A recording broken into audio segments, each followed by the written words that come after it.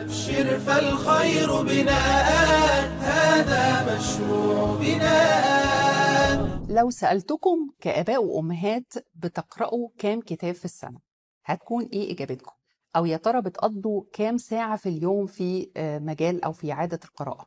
هنا أكيد كتير جدا مننا ممكن يتلخبط ويبقى مش فاكر قوي، أو إن هما يقول أنا مش منتظم جدا في القراءة. والحقيقة موضوع القراءة رغم إن هو كتير مننا عارفين إن هو مهم، إلا إن كتير مننا للأسف مش منتظم عليه كعادة يومية. وفقا لدراسة اتنشرت في مجلة CEO World، قالوا إنه المواطن في أوروبا وأمريكا بيستغرق حوالي من 300 ل 350 ساعة في السنة في عادة القراءة، وبيقرأ حوالي من 14 ل 17 كتاب في السنة. في حين في الدول العربية بيقرأ المواطن العربي من 60 إلى 120 ساعة فقط في السنة، يعني حوالي 6 ل 12 كتاب فقط في السنة.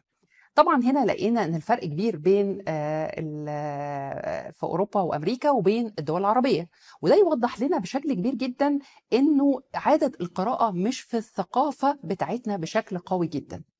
طب لو رجعنا، احنا ليه هاجرين هذه العاده اللي اصلا القران اول ايه نزلت فيه هي اقرأ، واتكررت كلمة اقرأ في أول 5 آيات، وركزت الأول 5 آيات من سورة العلق على فكرة التعلم والعلم.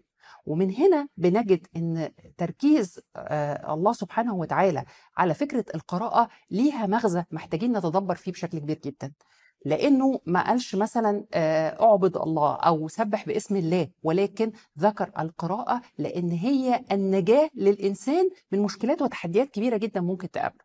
يعني لو فكرنا كده بشكل بسيط جدا، أي مشكلة ممكن تقابلنا احنا ممكن نلاقي ليها حل في كتاب.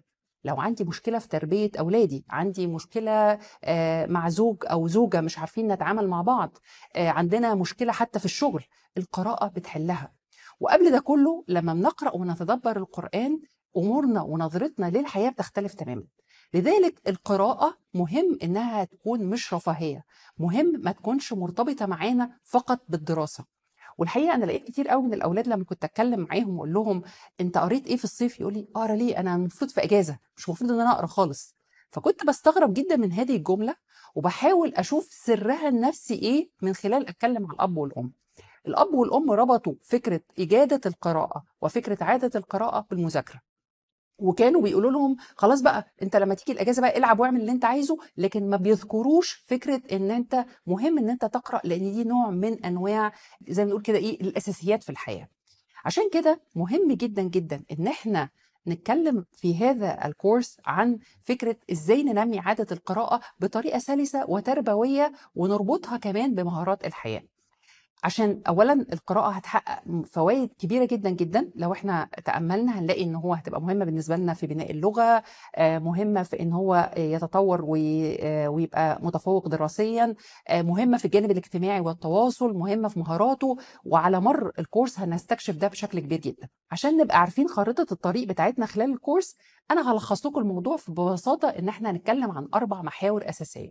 المحور الاول ازاي نعمل تهيئه للطفل ان يكون عنده البيئه المناسبه اللي نبدا ننمي من خلالها عاده القراءه. المحور الثاني هتكلم عن جزئيه مهمه جدا جدا عن نظريه جان بياجي في التطور المعرفي للاطفال، وازاي دي مرتبطه بفكره القراءه. وفي المحور الثالث هنتكلم عن ايه هي المهارات اللي احنا ممكن نربطها بشكل كبير بعادة القراءة، عشان يبقى في جانب كده تطبيق وما يبقاش الموضوع نظري او حاسين ان هو صعب ان احنا نطبقه في حياتنا. وفي الاخر هنختم في المحور الاخير بتحديين مهمين جدا جدا ممكن يقابلونا واحنا بنعلم اولادنا عادة القراءة، ازاي نقدر نتغلب على هذه التحديات. تعالوا مع بعض كده نبدأ رحلة تعلم ممتعة عشان نقدر نعرف مع بعض ازاي نبني عادة القراءة عند أولادنا بسلاسة وبطريقة تربوية سليمة. أبشر فالخير بناء، هذا مشروع بناء.